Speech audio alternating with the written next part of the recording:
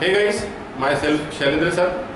आज हम linear equation in two variable chapter में वर्ड प्रॉब्लम के बारे में बात करेंगे।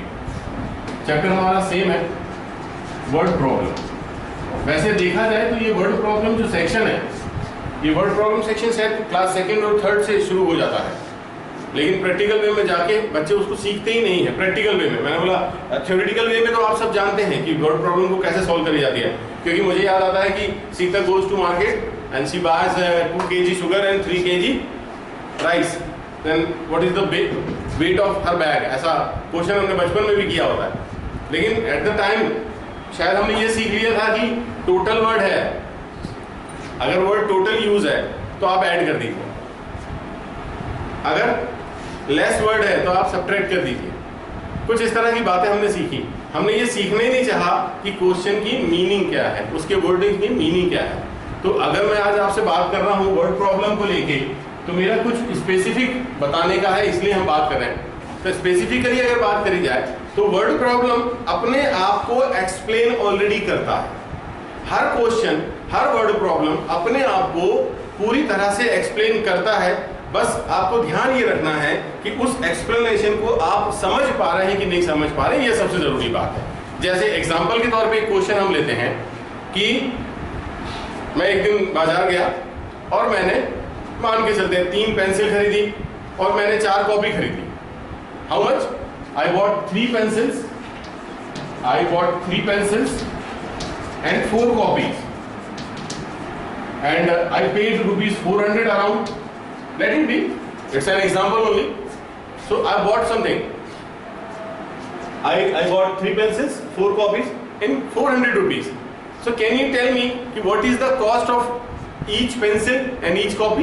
No, you can't, because up to the mark, यहाँ तक अगर हम बात करें तो हमारे क्वेश्चन ने अभी तक हमें स्पेसिफिक डिटेल नहीं दी है। बस हमें ये कहा गया है कि हमने 3 पेंसिल खरीदी, 4 कॉपी खरीदी और हमारा कॉस्ट था ₹400। इन दैट सेम मैनर मैं अपने दोस्त के साथ गया तो मेरे दोस्त ने, उसने खरीदी 4 पेंसिल्स एंड उसने खरीदी 2 कॉपीज, और उसने जो पैसे दी ऑब्वियसली बात है कम होंगे, तो अराउंड ₹300 जो है वो पे किया। तो क्या अभी हम बता सकते हैं कि एक पेन और एक पेंसिल और एक कॉपी कितने की थी? है ना, वी नॉट, वी कांट, हम नहीं बता सकते टिल द टाइम। फिर क्या हुआ, जब हम क्वेश्चंस की बात करते हैं तो हम एग्जांपल ले रहे थे, तो क्वेश्चन है कि what is the cost of 1 pencil and what is the cost of 1 copy. ये हो गया मेरा कंप्लीट क्वेश्चन। कंप्लीट क्वेश्चन क्या हुआ, फिर से मैं एक इंग्लिश में आपको रिफॉर्म करके देता हूं कि one day I purchased 3 pencils and 4 copies in ₹400. Another day I purchased 4 pencils and 2 copies in ₹300. So what is the cost of 1 pencil and 1 copy? It's a very simple question. But point to be noted, ये जो point मैं आपको note करने के लिए कह रहा हूँ, ये point हर क्वेश्चन में सेम होगा। आप लीनियर इक्वेशन 2 वेरिएबल का कोई भी क्वेश्चन करें, ये पॉइंट जो है ध्यान देने वाला, ये हर क्वेश्चन में सेम ध्यान देना है कि what the last sentence asked to do. Last sentence ने कहा कि what is the cost of 1 pencil and 1 copy. Actual में हमसे पूछा जा रहा है, हमसे क्वेश्चन में पूछा जा रहा है कि what's the cost of 1 pencil and 1 copy. हम तो मालूम नहीं है ना, पूछा जा रहा है मतलब हमें नहीं पता। यहीं से हमारा सॉल्यूशन शुरू होगा, यहीं से सबसे इंपॉर्टेंट मेथड शुरू होगी, यहीं से वो बात शुरू होगी जो हमें ध्यान रखनी है। और वो बात सबसे इंपॉर्टेंट होती है, वो ये है कि आप मैथमेटिकली जब सॉल्व करेंगे तो आप लेट का इस्तेमाल करेंगे। लेट के बाद लिखा हुआ कोई भी सेंटेंस हमेशा सही होता है। हमें मालूम नहीं है कॉस्ट, इसलिए हमने क्या करना है, let the cost of 1 pencil be x, या आप अगर रुपीस में बात कर रहे हैं तो आप ₹x लिखें। अब एक पेंसिल की कीमत है ₹x, ये तो बचपन का क्वेश्चन हो गया यार। अगर एक पेंसिल का कॉस्ट है ₹x, तो 10 पेंसिल का कितना होगा, 10x। अब 50 पेंसिल का कितना होगा, 50x। ओ वाह, ये तो बहुत ही इजी हो गया। In that same manner if I asked you and the cost of 1 copy भी ₹y, और तेरी अगर एक कॉपी ₹y में आ रही है तो 5 कॉपी कितने में आएगी, 5y। ये तो बच्चों जैसी बात हुई। अब हम चलते हैं हमारे क्वेश्चन में। हमने एक के लिए तो सपोज कर लिया क्योंकि ये पूछा था, ये आया कहां से, हमेशा याद रखिएगा लास्ट वाली लाइन होती है व्हाट इज, हर सवाल में पूछेगा। तो जब कभी वो क्वेश्चन में आपको कहता है कि what is the cost of one, what is the cost of one, तो आपने उसी चीज को x और y के फॉर्म में सपोज करना है, ये बात आपको ध्यान रखनी है। अभी हम और भी कुछ एग्जांपल्स लेंगे, उसमें बात समझ में आ जाएगी। अभी क्या करना है, A T Q, A for according, T for to, Q for question, according to question. अब हम क्या कर रहे हैं, क्वेश्चन को फॉलो कर रहे हैं। जैसे मैंने अभी आपसे पूछा कि एक पेंसिल x रुपीस की थी, तो हमारे पास कितनी पेंसिल है, पहले 3, ठीक है, तो हमारी 3 पेंसिल की कॉस्ट हो गई 3x। साथ में हमने और क्या लिया था, हमने लिया था 4 कॉपीज। एक कॉपी कितने की हो रही थी, ₹y, तो हमने 4 कॉपीज दी हुई थी, तो हम इसके साथ और जोड़ देंगे 4 कॉपीज के रुपए 4y।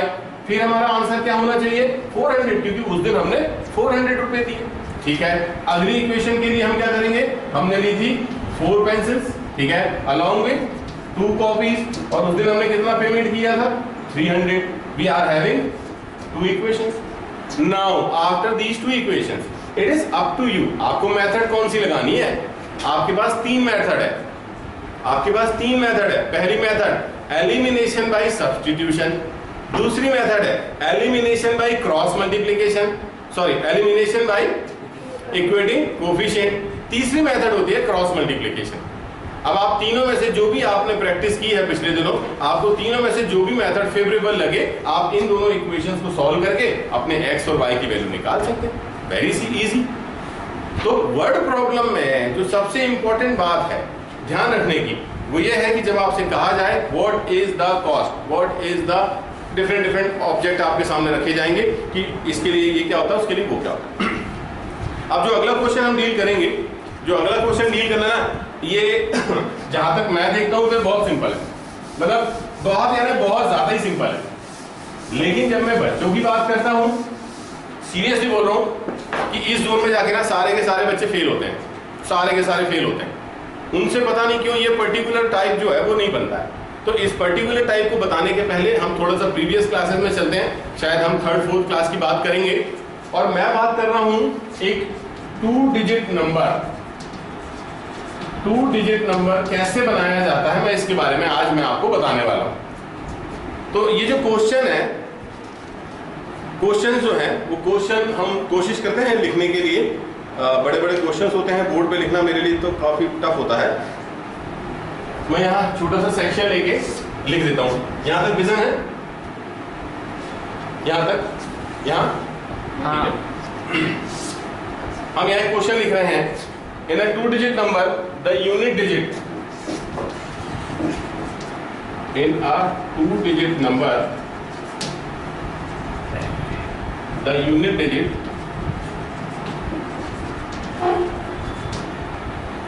digit is twice the 10th digit.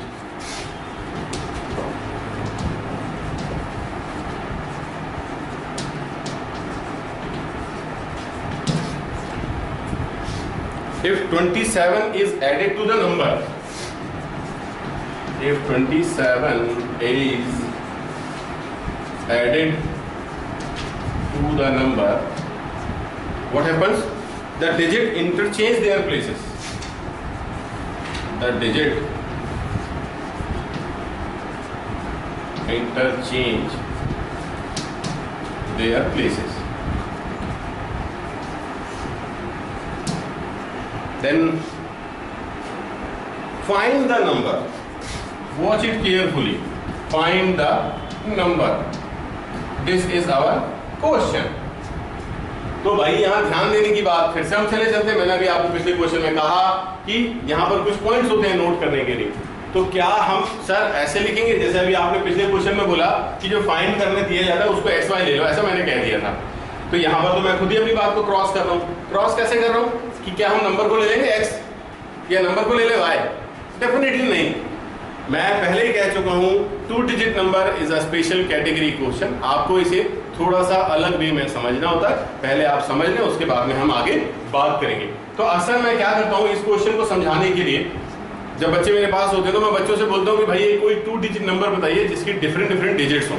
तो बच्चे भी इंटेलिजेंट होते हैं। तो मुझे बच्चे ने कहा कि सर एक नंबर है 63, it's a 2 digit number. Very good. तो एक 2 डिजिट नंबर की पहले हम खासियत के बारे में बचपन से पढ़ रहे हैं, मैं सिर्फ रिवाइज करा रहा हूँ। बचपन से हमने क्या पढ़ा हुआ है कि any 2 digit number is 2 digit considered when it has a unit digit and a 10th digit. तो हमारे पास में ये जो प्लेस है इसका नाम होता है यूनिट डिजिट, यूनिट प्लेस, और ये जो डिजिट होती है इसकी जगह होती है, इसका नाम होता है 10th डिजिट। ये हमको पहले से मालूम है। तो हमारे पास जब 2 डिजिट नंबर 2 डिजिट नंबर के बारे में हम बात करेंगे तो हमारे पास 2 नंबर होने चाहिए, पहला यूनिट डिजिट, दूसरा 10th डिजिट। Very good. बचपन में आपने एक नई चीज जो पढ़ी थी उस वक्त आपके लिए बहुत नई थी, वो था एक्सपांडेड फॉर्म। जहां तक मैं याद करता हूँ उससे 2nd या 3rd में रहा होगा। अगर मैं आपसे कहूं कि 63 को एक्सपांडेड फॉर्म में लिखिए तो क्या आप ऐसा लिखते थे 60 + 3, या फिर आप और इसे एक्सपांड करते थे 60 × 10 + 3, इस तरह से हम लिखा करते थे। तो हमें ये एक्सपांडेड फॉर्म दिमाग में रखना है जब कभी भी हम 2 डिजिट नंबर वाले क्वेश्चंस को डील करेंगे तो हमें ये पता होना चाहिए कि किसी भी 2 डिजिट नंबर को एक्सपांडेड फॉर्म में कैसे लिखा जाता है। तो आप ये फॉर्म ध्यान रखिए, मैं इसको लेके एक्सप्लेन करता हूं कि हम इन क्वेश्चंस को कैसे करेंगे। अब ये बात मैंने क्यों डिस्कस करी, इसलिए डिस्कस करी कि जब मैं यहां देखा कि 2 डिजिट नंबर है, 2 डिजिट नंबर है, तो 2 डिजिट नंबर्स को बनाने के लिए, 2 डिजिट नंबर्स को लिखने के लिए ऑब्वियस सी बात है मुझे 2 डिजिट चाहिए, क्योंकि उसमें बोला 2 डिजिट नंबर। और मुझे ये पता है कि हमारे पास 2 डिजिट होती है तो उनका नाम क्या होता है, एक होता है यूनिट डिजिट और एक होता है 10th डिजिट। तो सपोज करते हैं कि मैंने यहां लिख लिया let unit digit be x and 10th digit be y।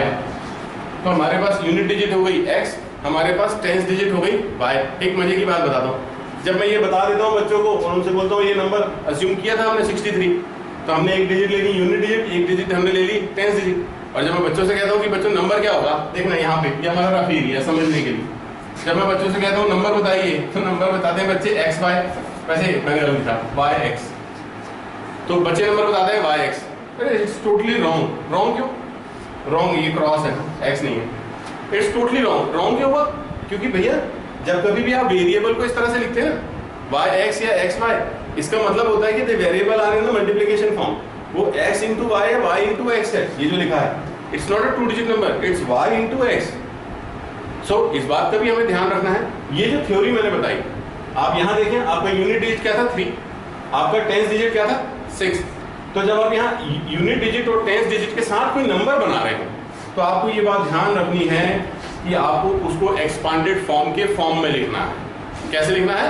Expanded form के फॉर्म में। तो हम यहाँ नंबर जब हम लिखें नंबर, तो हमें पता होना चाहिए कि यूनिट डिजिट जो होती है वो अकेली होती है, पर 10th डिजिट जो होती है वो 10 के साथ होती है। कहने का मेरा मतलब है 10y + x। देखिए यूनिट डिजिट यहाँ पे 3 थी अलोन, यहाँ पे 10th डिजिट 6 था, तो 6 के साथ कौन है 10, तो हमारा नंबर क्या बना 10y + x। बस इतनी सी बात अगर आपने ध्यान रखी तो कभी भी 2 डिजिट नंबर वाले क्वेश्चन आपके गलत नहीं होंगे और आपको हमेशा इजी लगेंगे।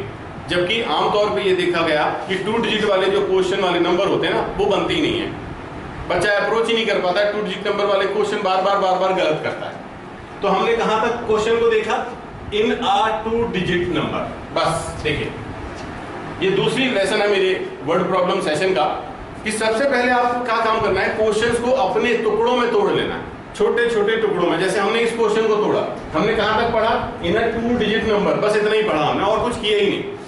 तो हमने 2 डिजिट नंबर तक बना लिया। तो 2 डिजिट नंबर बनाने के लिए हमें किस चीज की जरूरत थी, हमें चाहिए था एक यूनिट डिजिट, हमें चाहिए था एक 10th डिजिट। तो हमने यूनिट डिजिट और 10th डिजिट के अकॉर्डिंग इनको 2 डिजिट नंबर बनाने के लिए ब्रेक कर लिया और हमने सिर्फ इतना पार्ट पढ़ा है क्वेश्चन का। अब हम आगे पढ़ेंगे, the unit digit is twice the 10th digit. इतना तो सबको समझना है, और अगर नहीं समझ में आ रहा है तो आपको बार बार पढ़ना है कि यूनिट डिजिट 10th डिजिट के ट्वाइस है। फिर से unit digit equals to 10th digit. क्या ये सही है? बिल्कुल गलत है ये तो। क्या लिखा है, unit digit is twice the tens digit.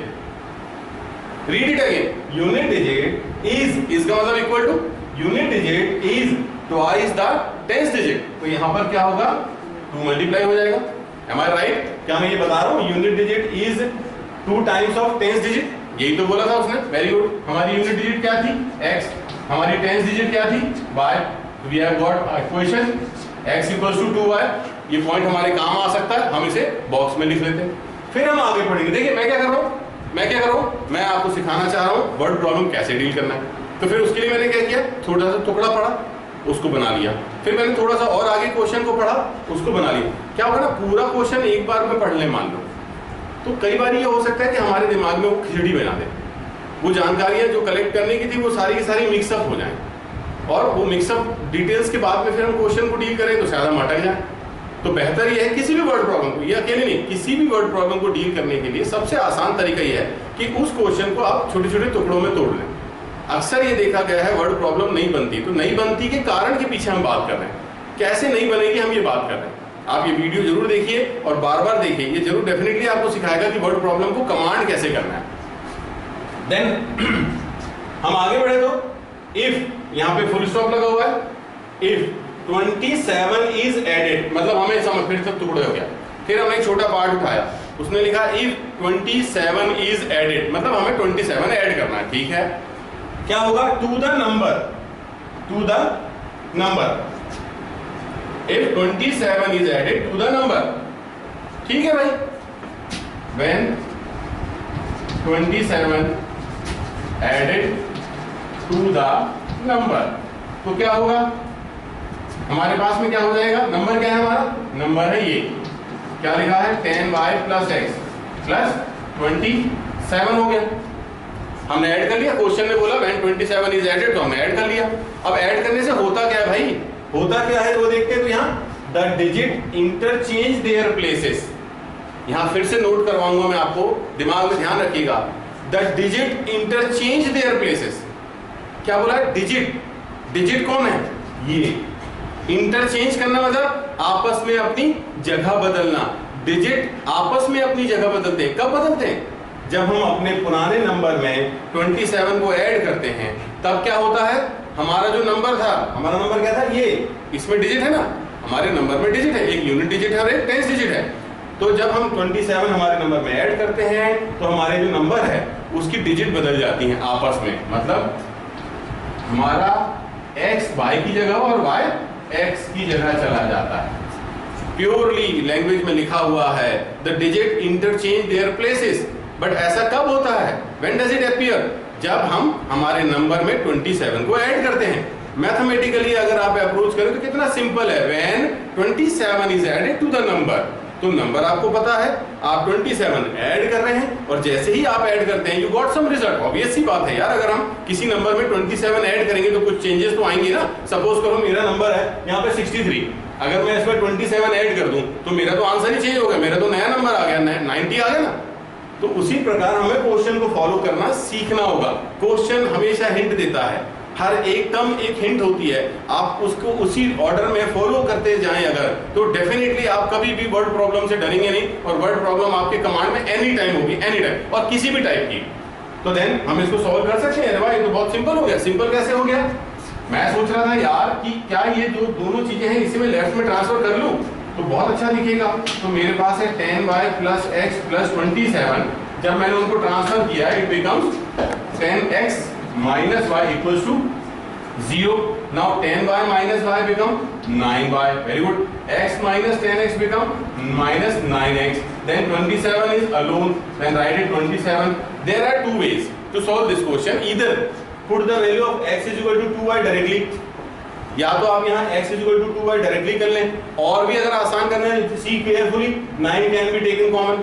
पूरी इक्वेशन से आप 9 कॉमन ले सकते हैं और आप इस क्वेश्चन को और भी इजी बना सकते हैं. Then again I would like to say there are 3 methods to solve these two equations. Equation number 1 is there, equation number 2 is there. Then these two equations can be solved by these 3 methods. One is elimination by substitution, the other method is elimination by equating coefficient, and the third method is cross multiplication. Whatsoever you like, whatsoever you think is easy, आप उसको follow करके x और y की value ला सकते हैं. जब आपको x और y की वैल्यू मिल जाती है जैसे ही आपको x और y की वैल्यू मिल जाती है, then what to do? Suppose कीजिए आप x की वैल्यू आ रही है 6 एंड y की वैल्यू आ रही है 3, तो क्या ये हमारा आंसर है? डेफिनेटली नहीं। अक्सर इसके पहले जितने क्वेश्चन हमने किए उसमें तो हम डिक्लेयर करते थे कि that is our final answer, but क्या यहाँ पर ये हमारा आंसर है? तो it is not the answer, because watch it carefully, find the number. The question was find the number, then what will we be doing? Number is equal to 10 into, in place of y you are going to write 3, plus in place of 6 you are going to write 6, then your answer will be 36. Oh, my assumption was 63, so it's a reciprocal of 63. My digit interchanges, so sometimes it becomes very easy if you keep the concept in your mind, such as 2-digit number is a special category concept, आपको इस ध्यान में रखना है। then word problems को कैसे हम छोटे छोटे पार्ट्स में ब्रेक करके डील करेंगे, ये हमें ध्यान में रखना है। एक सेक्शन और है छोटा सा, वो भी आज हम बात करते हैं। अगली क्लासेस में फिर हम अगले सेक्शन की तरफ चलेंगे। वो सेक्शन है स्पीड और डिस्टेंस से रिलेटेड। वो सेक्शन है स्पीड और डिस्टेंस से रिलेटेड। तो पहले हम क्वेश्चन के बारे में बात करते हैं, देन उसके पीछे क्या कॉन्सेप्ट होगा हम ये सोचेंगे।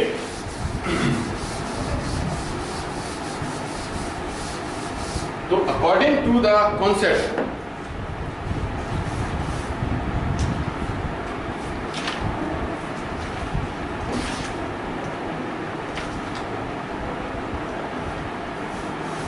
a sailor goes 8 kilometers downstream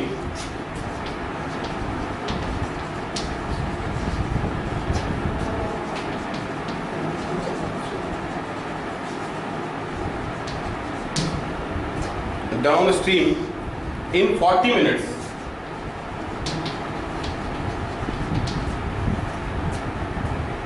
and return in 1 hour.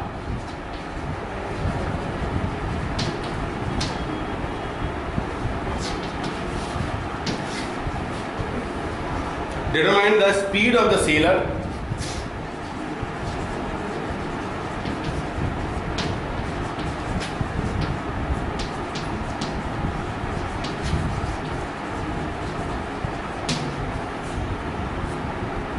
in still water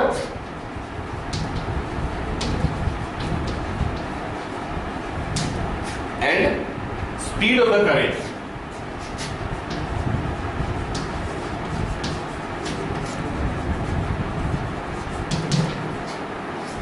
That's your question. A sailor goes 8 kilometers downstream in 40 minutes and return in 1 hour. Determine the speed of sailor and the in still water and the speed of current. तो पहले मैं आपको यहाँ पर कुछ बातें जो काम की हैं जो आपको नोट करनी चाहिए वो मैं बता दूं। पहली बात, यहाँ पे कुछ नई टर्मिनोलॉजी यूज की हुई है। यहाँ पे जैसे लिखा हुआ है डाउन स्ट्रीम, तो स्ट्रीम को हम कह सकते हैं जब पानी बह रहा होता है ना, आपने देखा है नदी बह रही होती है, समुद्र बह रहा होता है, तो जब बह रहा होता है ना पानी, तो जिस डायरेक्शन में पानी का फ्लो होता है, वाटर फ्लो होता है ना, जिस डायरेक्शन में वाटर फ्लो होता है उसे हम कहते हैं डाउन स्ट्रीम। पहले कुछ बातें ये नोट होनी चाहिए, इसलिए बता रहा हूँ मैं। तो पहले आप ध्यान रखेंगे डाउन स्ट्रीम का मतलब क्या होता है। डाउन स्ट्रीम का मतलब होता है अगर हम बात करें इस डायरेक्शन में वाटर फ्लो हो रहा है, देन हम अगर उसी डायरेक्शन में जा रहे हैं तो डाउन स्ट्रीम। अगर ये मेरी बोर्ड है, सपोज करते हैं अपन यहाँ बोर्ड बना लेते हैं, एक छोटी सी, एक मैंने बोर्ड बना लेना है, यहाँ बंदे भी बैठा दो, आप भी बैठे हो, सपोज कर लेते हैं। अगर वाटर फ्लो उस डायरेक्शन में है, उस डायरेक्शन में है और आपकी बोट भी इसी डायरेक्शन में जा रही है, मींस हम ये चक्कू इधर रख देते हैं, तो अगर आपकी बोट उसी डायरेक्शन में जा रही है जिधर वाटर फ्लो है तो हम कहते हैं ये डाउन स्ट्रीम है। बट अगर वाटर फ्लो अपोजिट डायरेक्शन में हो जाए, सपोज करते हैं ये हमारा वाटर है, ये इस डायरेक्शन में है और आपकी बोट जो है, अब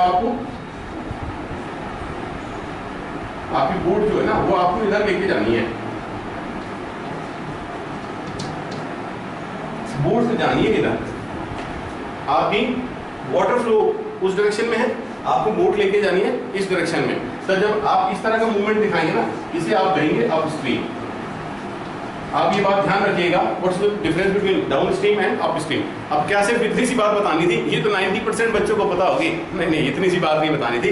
इस बात से जोड़ के मुझे आपको ये समझाना है कि एक प्रैक्टिकल एग्जाम्पल हम लेते हैं कि कई दफे आप साइकिल चलाते हैं, तो जब ढलान होती है, ढलान, तो उस वक्त आपकी साइकिल की स्पीड बढ़ जाती है क्या? अगर आप पेडल नहीं मारे तब भी वो ढलान के कारण आपकी निकल जाती है साइकिल आसानी से। बट अगर उल्टा देखें हम कि जब उसी चढ़ाई पे आपको साइकिल चढ़ानी होती है तो आप पेडल ना मारो, आपकी साइकिल चढ़ेगी क्या? तो क्या चढ़ाई पे चढ़ते वक्त आपको ज्यादा ताकत लगानी पड़ती है? डेफिनेटली हाँ। क्या इसी एग्जाम्पल को हम अगर बोट के साथ बात करें कि अगर बोट हमने बंद कर दी, हम चाकू नहीं चला रहे, हमने मोटर बंद कर दी और हमने इस वाले पानी में छोड़ दिया, तो थोड़ी देर बाद क्या होगा? बोट वहीं मिलेगी क्या? नहीं मिलेगी। क्यों नहीं मिलेगी? पानी उसको अपने साथ फ्लो करके आगे ले जाएगा डेफिनेटली। अगर सेम पोजीशन में बोट बंद है, सपोज करो बोट बंद है और वो हमने यहाँ खड़ी कर दी, तो क्या वो हमारे डिजायर्ड लोकेशन पे जाएगी? हमें जहां पहुंच रहे वहां नहीं जाएगी, क्योंकि वो तो बहा के ले जाएगा ना। भाई पानी में बहुत पावर होती है, पानी बहुत पावरफुल, तो पानी के ऊपर में जो भी चीज होगी वो उसको बहा के आगे ले जाएगा definitely.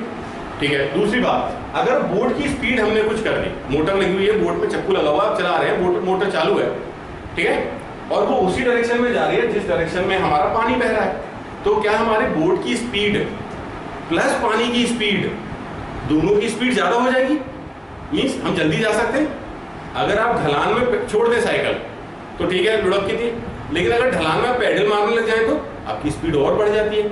In that same manner अगर हम यहाँ देखें कि पानी का जो डायरेक्शन है, फ्लो का जो डायरेक्शन है, उसी डायरेक्शन में हमने चालू करके अपनी बोट को रख दिया, मोटर चालू करके, तो मतलब बोट की स्पीड भी है, साथ में पानी की स्पीड है, तो टोटल स्पीड क्या होगी यहाँ पर? ज्यादा। मैं मोर लिख देता हूँ, मोर या ज्यादा। अगर हम यहाँ बात करते हैं कि पानी का जो फ्लो है उस डायरेक्शन में है, लेकिन हम आना चाह रहे हैं उल्टे डायरेक्शन में। अभी हम सामान लेके गए थे कहीं, सामान छोड़ने, तो मान के चलो हम फ्लो के साथ चले गए, लेकिन जब वापस आ रहे हैं तो उल्टा डायरेक्शन होगा ना, पानी तो उसी डायरेक्शन में बह रहा है। तो जब हम वापस आएंगे तो हमारे साथ प्रॉब्लम क्या होगी कि हमारा पानी का डायरेक्शन अलग है और हमारा बोट का डायरेक्शन अलग है, तो उस वक्त क्या हो जाएगा? स्पीड कैसी हो जाएगी? लेस। लेस माने कम। अगर हम फ्लो के डायरेक्शन में जाएंगे तो हमारी स्पीड ज्यादा होगी, फ्लो के अपोजिट डायरेक्शन में जाएंगे तो स्पीड कम होगी। क्या होगी? स्पीड कम। अब स्पीड के बारे में बात करनी है यार छोटी सी। मुझे स्पीड वर्ड सुना है आपने कभी? बिल्कुल सुना है सर, हमने तो साइंस में भी सुन रखा है। वेरी गुड, तो चलो साइंस वाले स्पीड की बात कर लेते। तो जब साइंस में हम स्पीड को पढ़ते थे तो टीचर हमें गाइड करते हैं कि जो हमारी स्पीड होती है ना, स्पीड वो हो जाती है साहब जी डिस्टेंस के साथ में टाइम का relation. Speed is equal to ले लिया जाता है डिस्टेंस अपॉन टाइम। और अगर हम मैथ को इन्वॉल्व करना चाहें इसमें तो क्या मैं ये कह सकता हूं कि find the value of distance, तो डिस्टेंस की वैल्यू क्या हो जाएगी? Speed into time. हम इस टाइम को ट्रांसफर कर सकते हैं। ओके देन, अगर मैं आपसे कहूं इसी फॉर्मूले को यूज करके आप टाइम की वैल्यू निकालें, तो टाइम की वैल्यू क्या हो जाएगी? Distance upon speed. ये तीन बेसिक फंडे हैं, एक्चुअल में ये एक ही फंडा है, speed is equal to distance upon time. ये आपको ध्यान में रखना है। अब ध्यान में क्यों रखना है ये भी मैं आपको बता दूं। तो हमें जो क्वेश्चन पूछ रहा है, फिर से हम लास्ट की लाइन में चलते हैं। मैंने अभी पिछले क्वेश्चन में आपको सिखाया कि सबसे पहले ये पता होना चाहिए कि हमें फाइंड आउट क्या करना है। तो हमने लास्ट वाली लाइन पढ़ी, determine the speed of sailor. Sailor यानी boat. Determine the speed of sailor. Sailor की स्पीड यानी बोट की स्पीड। तो हमने क्या करना है? हम सबसे पहले करेंगे लेट द स्पीड ऑफ मैं इसको रब कर देता हूं, है ना, फिर हम आगे बात करते हैं। Let the speed of boat be x kilometer per hour. ये जरूर ध्यान रखिएगा क्योंकि आपने यहाँ स्पीड लिखा है, तो जब कभी भी आप x लिखें तो ओनली x ना लिखें, क्योंकि x तो थोड़ी देर पहले रुपीस था, उसके बाद में यूनिट डिजिट नंबर था, तो अब यहाँ पे क्या हो गया? तो हम जब स्पीड बोल रहे हैं x को, तो हमें उसके साथ में किलोमीटर पर आवर भी ऐड करना जरूरी है। And let the speed of water be, water या करंट जिसको बोला गया है, water be by kilometer per hour. मैं इस क्वेश्चन को सोल्व करके नहीं देना चाहता हूं, बस मैं आपकी बेसिक डिटेल्स जो है वो इसके शेयर कर रहा हूं कि आप देखें अ सेलर गोज 8 किलोमीटर। अब हम यहाँ बात करेंगे हमारा मटेरियल जो हमने अभी डिस्कस किया ना, speed is equal to distance upon time. Suppose करो यही हमारा बेसिक फॉर्मूला है। इसमें तीन चीजें हैं, स्पीड, तो स्पीड हमें मिल गई x और y बिल्कुल। हमारे पास में दूसरे नंबर पे डिस्टेंस, तो डिस्टेंस यहाँ पर क्लियर है, डिस्टेंस है हमारे पास 8 किलोमीटर। एंड देन थर्ड जो कॉन्सेप्ट है वो हमारे टाइम का है। तो हमारे पास दो टाइम है, देखिए 40 मिनट्स, एक टाइम T1 में लिख रहा हूं, दैट इज 40 मिनट्स, एंड हमारे पास दूसरा एक और टाइम है रिटर्न इन 1 आवर, तो हमारे पास यहाँ है 1 आवर। और देखिए थोड़ी देर पहले जब मैं आपको बताया कि जब स्पीड लिखो तो लिखा करो किलोमीटर पर आवर, तो जो डिस्टेंस है वो तो किलोमीटर में है, लेकिन जो पहला टाइम है वो मिनट में। तो सबसे पहला टारगेट क्या होना चाहिए, मिनट को हम बनाएंगे आर। तो मिनट को आर बनाने के लिए बड़ा सिंपल सा काम है, आपके जो मिनट्स हैं उसको आप टोटल 1 आवर में होने वाले मिनट से डिवाइड करा लें। तो 40 minutes is equal to 40/60 are बन जाएंगे। अब ये बन गया हमारा आर, 0 से 0 कैंसिल, 2 2 जा 2 3, मतलब आंसर क्या आया 2/3 आर। ठीक है, अब यहां सवाल ये पैदा होता है कि हम इन तीनों को कंबाइन करके हमारी लीनियर इक्वेशन कैसे बनाएंगे। तो मैंने ये देखा कि जब हम डाउन स्ट्रीम जा रहे थे, अभी हमारी बात हुई यहाँ पर, जब हम डाउन स्ट्रीम जा रहे थे तो हमने ये नोटिस किया कि हमारी स्पीड ऑफ बोट, हमारा स्पीड ऑफ करेंट दोनों मिल रहे थे, तो ज्यादा हो रहे थे। तो जब हम डाउन स्ट्रीम जाते हैं तब आप क्या करें, आपकी स्पीड्स को आप एड अप करें, आपकी स्पीड्स को आप एड अप करें। मेरे कहने का मतलब ये है कि at the time of down stream, मैं लिख देता हूं एट डाउन स्ट्रीम हमारी स्पीड क्या होगी, टोटल स्पीड ये हो जाएगी x प्लस वाई, दोनों ऐड हो जाएंगी। x किसकी स्पीड है, बोट की, y किसकी स्पीड है, करंट की। जब हम डाउन स्ट्रीम जाएंगे तो हमारी स्पीड एड अप होके ज्यादा हो जाएगी। एट अप स्ट्रीम का मतलब क्या हुआ, हम फ्लो ऑफ डायरेक्शन के अपोजिट डायरेक्शन में है। At upstream speed will be less, तो x माइनस वाई क्यों, क्योंकि हमेशा बोट ज्यादा तेज चलेगी ना, अगर बोट स्लो हुई तो गड़बड़ हो जाएगी भाई, वो पानी के साथ बह जाएगी, इसलिए बोट हमेशा तेज होगी। तो ये हमारी स्पीड हो गई। अब हमारे पास एक चीज कॉमन है, देखो डिस्टेंस कॉमन है लेकिन टाइम अलग अलग है। व्हाट डिड आई से, हमारे पास डिस्टेंस कॉमन है, टाइम अलग अलग, स्पीड अलग अलग है, हमने निकाली डाउन स्ट्रीम अप स्ट्रीम की। तो हमारे पास जो दोनों डिफरेंट टाइम है और स्पीड है और डिस्टेंस है, इनके साथ अगर हम कंबाइन करके इक्वेशन रिफॉर्म करना चाहें तो हम क्या करने वाले होंगे हम लेंगे पहला टाइम T1, मैंने बोला था टाइम की वैल्यू निकालो, तो वो हो जाएगी डिस्टेंस अपॉन स्पीड। अगर इसमें सब्स्टिट्यूट करते हैं हम, तो इक्वेशन नंबर 1 जो हमारी होनी है, टाइम T1 हमारा है 2/3 और हमारी डिस्टेंस कितनी है 8, और इसको करने में कितना वक्त लग रहा है x प्लस वाई। और इसी तरह से अगर हम दूसरी इक्वेशन बनाना चाहें, हमारा टाइम कितना है 1 आवर, डिस्टेंस कितनी है सेम, और इस वक्त हमारी स्पीड क्या थी, कम थी, क्योंकि हम इस वक्त अप स्ट्रीम आ रहे थे। बोला ना डाउन स्ट्रीम यानी जाते वक्त 40 मिनट्स एंड रिटर्न यानी अप स्ट्रीम वापस आते समय 1 आवर। तो ऑब्वियस ही बात है, जब हम अप स्ट्रीम को लेंगे तो हमारा स्पीड जो है x माइनस वाई होगी, जब हम डाउन स्ट्रीम को लेंगे तो स्पीड x प्लस वाई होगी। Now by applying the basic algebra आपके पास दो इक्वेशन आ जाती है, x plus y, x minus y. Apply basic concept of linear equation two variable, 3 methods हैं, मैं फिर से याद दिला दूं, elimination by substitution, elimination by equating coefficient and cross multiplication. जो मेथड आपको फेवरेबल लगती है आप फिर अप्लाई करें और इनको सॉल्व करके x और y की वैल्यू ले आए, जो आपसे पूछा गया था speed of sealer and speed of current. तो दोस्तों ये था आज हमारा सेशन, स्पेशल सेशन जिसे मैं कहूंगा वर्ड प्रॉब्लम्स के लिए। अगर आपको इस सेशन में कहीं कोई डाउट हो, कोई प्रॉब्लम हो, और इस सेशन को 2-3 बार देखने के बाद भी ऐसा लगे कि आप वर्ड प्रॉब्लम्स को नहीं समझ पा रहे हैं, तो प्लीज मैं आपकी मदद करूंगा कि आप मेरा नंबर लें। मेरा नाम शैलेंद्र है, ये तो आप पहले से जानते हैं, 700-190-988 ये मेरा कॉन्टेक्ट नंबर है। आप इस नंबर पे मुझे कभी भी फोन कर सकते हैं, और अगर कोई असिस्टेंस आपको असिस्ट चाहिए तो मैं आपको असिस्ट करने के लिए तैयार हूं। मैं और भी गाइडलाइन आपको दे सकता हूं regarding word problem and many more about mathematics. Thank you very much. घर पे रहिए, सुरक्षित रहिए, खुश रहिए।